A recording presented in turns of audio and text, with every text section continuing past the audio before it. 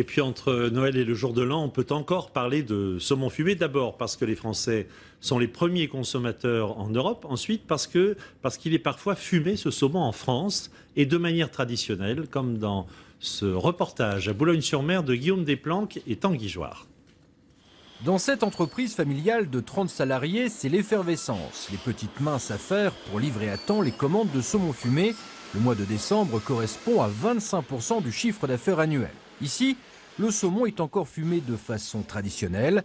Un saumon dit cheminée ou encore ficelle, qui prend tout son temps pour s'imprégner de la fumée du bois de hêtre non traité et qui lui confère une texture et un goût incomparables.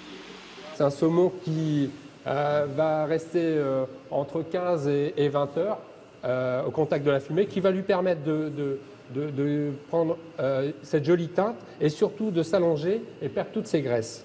Direction cette fois Seclin, près de Lille, où Philippe Bello fait partie des restaurateurs qui fument eux-mêmes leur saumon. Chez soi, c'est pas évident d'avoir un fumoir. En revanche, il y a une façon qui est tout aussi agréable de déguster le saumon, c'est le saumon qu'on a mariné façon gravlax, à la façon des Scandinaves.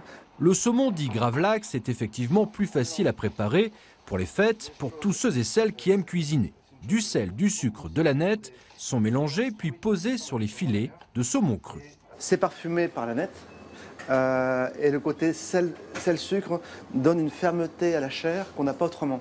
On a un saumon qui est fondant ensuite, qui est ferme en même temps. Vraiment, pour moi, c'est la meilleure façon de déguster le saumon.